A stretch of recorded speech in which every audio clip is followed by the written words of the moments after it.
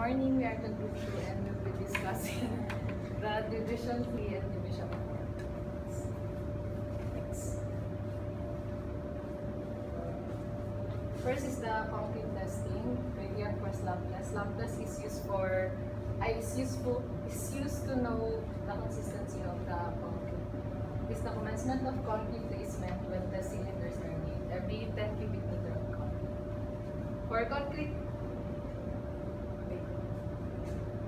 For concrete compressive strength versus permissible time tolerance, the specimen should be break within the permissible time tolerance. For test A, 7 days plus minus 6 hours. For test H, 38 days plus minus 24 hours. For 28 days designed for testing of concrete specimen, tatlong beses siya, 7 days, 14 days, and 28 days. To test cured concrete, ang unang ginagamit, yung UTM or Universal Testing Machine, para malaman yung compressive strength ng concrete. Yung isa naman, rebound hammer test, gumagamit ng testing hammer para malaman kung ilang beses magre-rebound, tapos kung mas maraming rebound, mas mataas yung strength ng concrete. Kinds of curing and protection on concrete. Una, ponding. Ponding is the ideal method for preventing loss of moisture from concrete. It is effective for maintaining a uniform temperature. Next is fogging or fog spraying. Ginagamit din siya kasama yung ibang curing, kagaya ng pervious sheeting at saka impervious sheeting. Fogging is used when temperature is well above freezing and the humidity is low. It is applied through nozzles to raise the relative humidity of the air, thus slowing evaporation from the surface. Next is pervious sheeting. Gumagamit ng fabric covering saturated with water or moisture-retaining fabrics to prevent surface damage. Next is impervious sheeting. Gumagamit ng polyethylene film or plastic sheet materials. It is an effective moisture barrier and easily applied to complex and simple shapes. Last is the liquid membrane forming compound curing. It consists of waxes, resins, chlorinated rubber to reduce evaporation of moisture, and it is most practical and widely used method for curing freshly placed and after removal of forms. For concrete cover, merong mga criteria or requirement depende sa element. For suspended slab, 19 mm, slab on grades, 38 mm, and so on and so forth. For concrete protection on bundled reinforcement, ang minimum concrete cover shall be equal to the equivalent diameter of bundled bars but not greater than 50 mm.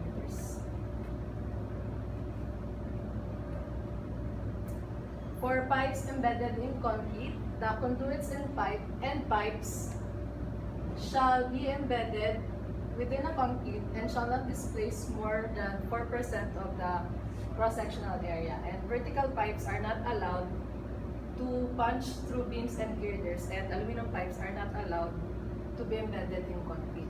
For test requirements for fresh concrete, first is lump test. May mga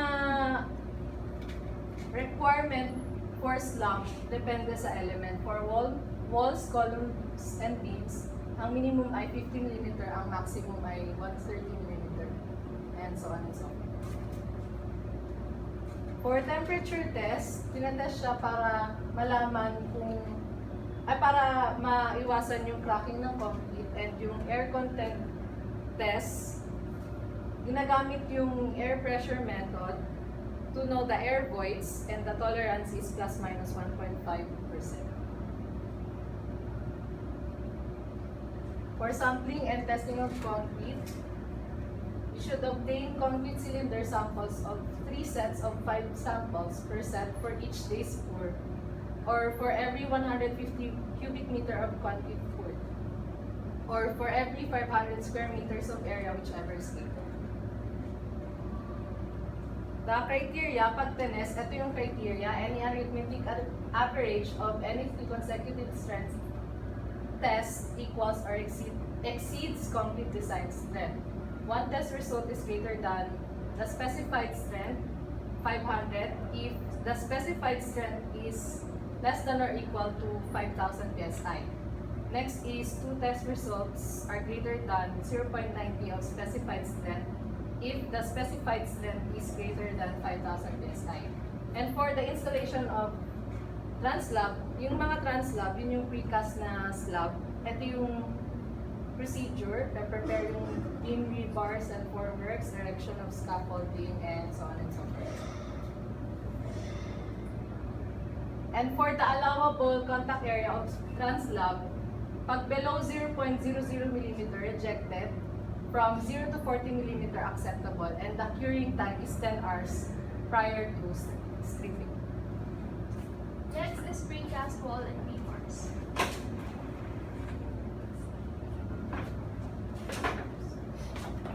Precast wall and rebars. So sa precast wall, kailangan kapag nag-install ka, may gap na at least 16 mm and a maximum of 25 mm. Bakit may gap? Kasi minsan nag-expand yung walls or minsan nag-install pa ng pipes for electrical or plumbing. Kaya may gap. Installation procedures for precast wall. Identify location of PC panel from reference line or grid line. Locate and fix turnbuckle adapter or bottom bracket. Install turnbuckle. 12 mm diameter double bar from PC wall should be at the core area of the beam. Rebars. Items being checked during installation. Siyempre, kailangan natin i-check yung diameter. Splice length, yun yung pag nagkakabit, hindi nagkakabit, nagdudugtong ng mga bars. Development length, kapag nag-expand pa. Splicing zone, hook ties, provision spacer, provision of weakboard barrier, shear bar spacing, diagonal spacing. So, acceptance criteria of rebar upon delivery at site.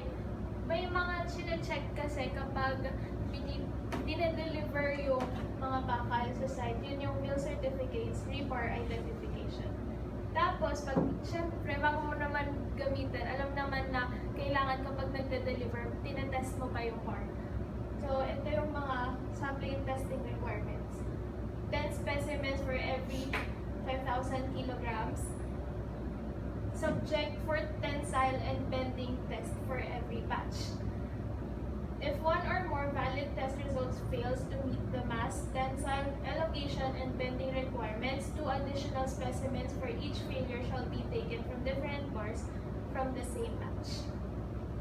Next, yung yun yung mga test na ginagawa sa bakal kapag dinedeliver sa site.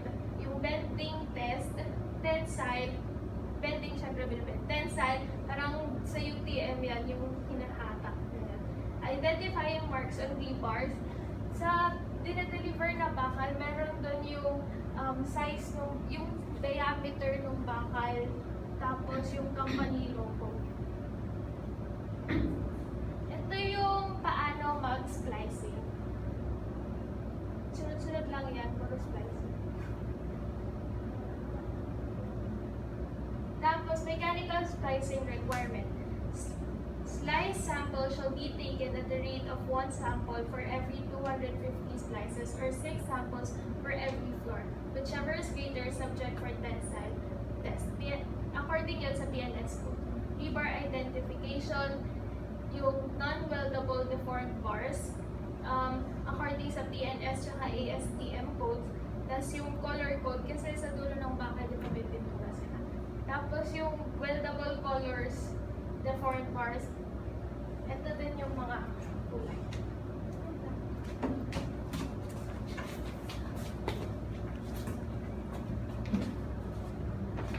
So, for basic quality inspection guidelines, ito yung mga dapat check before mag-focus. For sheet wall, before closing the forms, ensure to provide concrete spacer blocks and fix it on the aligned rebar. Yung concrete spacer blocks, yun yung mga bilog-bilog na spacings pagitan ng rebars tsaka ng formworks. Tapos, check proper location, marking for correct position. Phenolic sheets, boards shall in good quality with thickness at least 18 mm. Vertical aluminum beam joists at space at maximum of 300 mm. Steel wallers in horizontal position to be spaced according to designer's specification. Vertical aluminum beam joists and steel wallers must be connected at all intersection with A-clamp assembly. Tighten the A-clamp. Shear wall with width length of 1 meter to 1.2 meter or greater must have tie rod passing through its face. Tapos yung tie rods present beside splices of wallers and beams. Splices shall be bolted on both holes.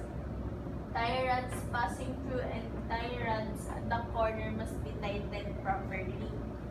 Push-pull props turnbuckle at the adjacent side to ensure firmness of form during pouring and must be fixed at the wall form on the ground. Then, platform or scaffoldings must secure during concrete pouring. Then, provide a lap space of at least 300 mm for the next clips. Then, for the beam and slab, make sure to ensure proper indication of location, position, and elevation markings based on the approved drawings. Phenolic sheets, board shall be in good quality with thickness at least 18 mm.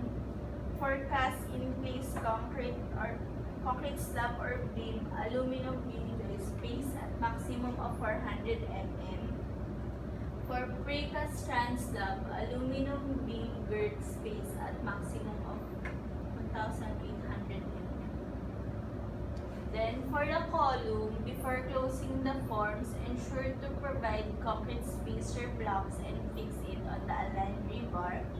Check proper location, marking for the correct position. Phenolic sheets board shall in good quality with thickness at least 18 mm. Vertical aluminum beam joist space at maximum of 300 mm. Then, steel wallers, horizontal position to be spaced according to the designer's specification. Vertical aluminum beam joists and steel wallers must be connected at all intersections with A-clamp assembly, then tighten the A-clamp. Column with width length of 1 meter or greater must have tie rod passing through its space. Tie rod present beside slices of wallers and beams. Splices shall be bolted on both holes. Tie rods passing through and tie rods at the corner must be tightened properly. Push-pull props turnbuckle to adjacent sides to ensure firmness of form.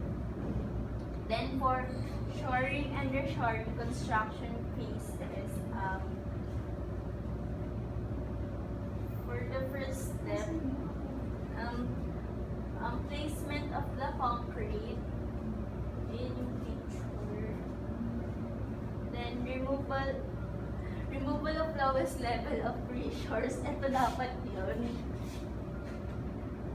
Then removal of lowest levels of shores and formworks. Then placement of upper level and reshores in the starry where the shores and forms were removed.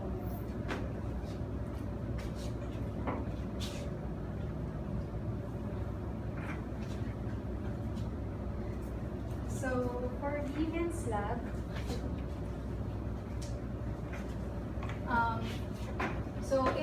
in inspecting the quality for the beam and slab, we must know that the overhang beam must not exceed the half of the length of the supported beam. And the aluminum beam joist must be supported by aluminum beam girth. So, the aluminum beam girth is the one that provides lateral support for the beams. So, for proper installation at site, kailangan we must install it with the use of the following support. So we have the base jack, U-head, steel packer, cross and horizontal brace packer, and UP. So yung base jack is used as a load-bearing base for scaffold. So ito yung usually nasa baba ng shoring, while the U-head is nandun sa taas ng shoring, which usually holds the aluminum beam. Then, as you can see, may formula sila na H/2, which stands for, H stands for the height. So the height must be divided by 2. So so exposed length must not exceed the half of the total length.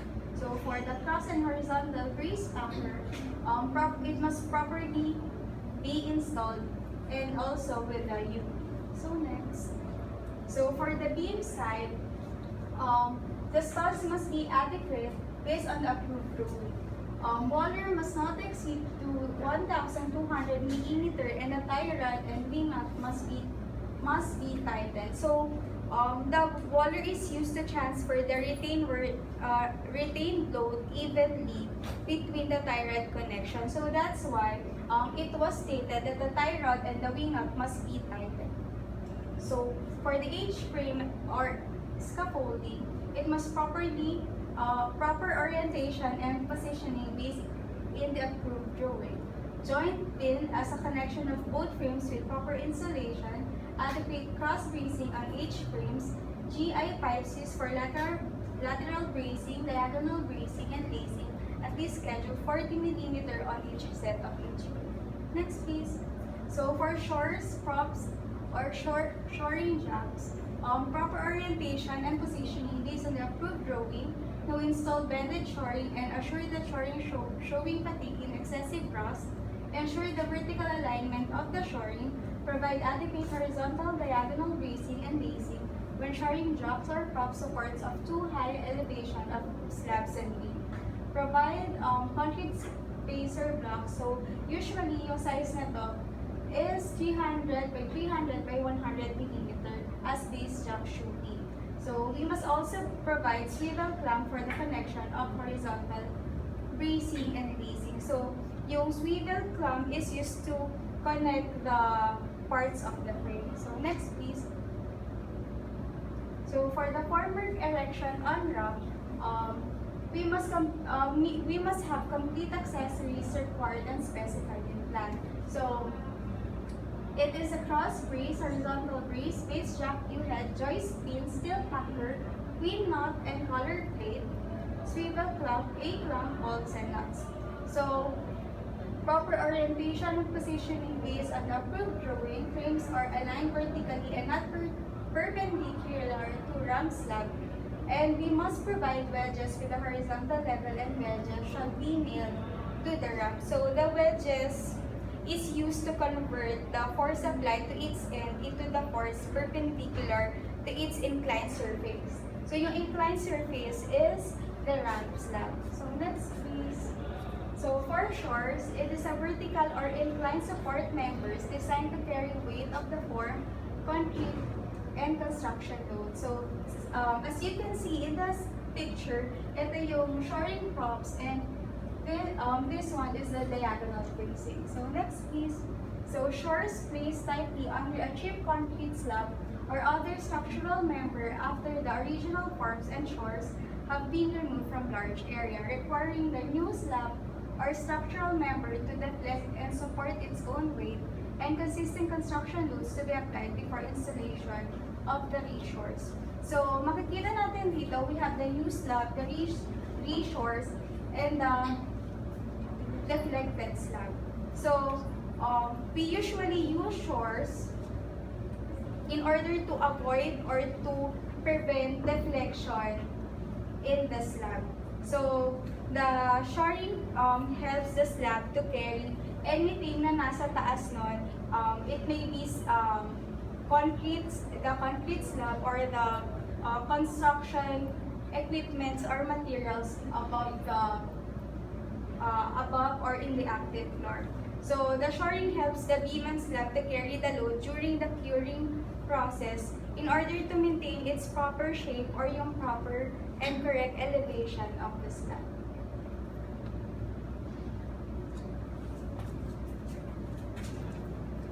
For back shores, shores placed tightly under a concrete slab or structural member after the original formwork and shores have been removed from a small area. For pre-shores, added shores placed tightly under selected panels of a deck forming system before any primary or original shores are removed. And for reshores, shores placed tightly under a stripped concrete slab or other structural member after the original forms and shores have been removed from a large area, requiring the new slab or structural member to deflect and support its own weight and existing construction loads to be applied before installation of the reshores. For horizontal bracing members attached to shores to reduce their unsupported length, thereby increasing load capacity and stability. So ito yung mga parts ng horizontal bracing. And for diagonal bracing, supplementary formwork members designed to resist lateral loads. Ito naman yung types ng diagonal bracing sa picture. And for aluminum, used as form panels and form framing members, horizontal shoring, vertical shoring, and bracing. So ito yung vertical aluminum ng beam, and then yung steel waller, tie rod, and then yung shoring. Tapos sa top naman, ito yung corner tie rod with wing nut, vertical aluminum beam, and steel waller. For firm ties, anchors, and hammers, it is used to hold formwork secure against loads and pressure from concrete and construction activity. Ito yung tie rod with wing nut and washer, bolts and nuts, adjustment base jack joint, and yung adjustable na unit. Ito yung A-clamp and swivel clamp and the shoring. For phenolic sheet or boards, aluminum beam joints, kasi ito yung aluminum beam. Adjustment U-head and UH-frame, aluminum beam section, aluminum beam joints, and order. Types ng heavy-duty H-frame assembly is adjustable U-head, base plate, adjustable base jack, yung cross brace, may span siya ng 1.2 m, 1.5 m, or 1.8 m, and then yung adapter, yung pin, U-head, and the inversion. Scaffold or H-frame, platforms access of workers to and supporting materials, used for shoring and concrete work. May dalawang types, yung length is 1.7 meters and yung width is 1.2 meters, and then the other is 1.2 meters and 0.9 meters, and for the width, 1.2 meters. Division 4 is the masonry. There are two types of masonry units. Load-bearing units having compressive strength of at least 1,200 psi at 28 days, and non-load-bearing units having compressive strength of at least 650 psi at 28 days. For sampling requirements for masonry, yung lot size units na 10,000 units of fraction thereof may compressive stretch of 3 units, and more than 10,000 and less than 100,000 units, 6 units naman yung required na compressive strength.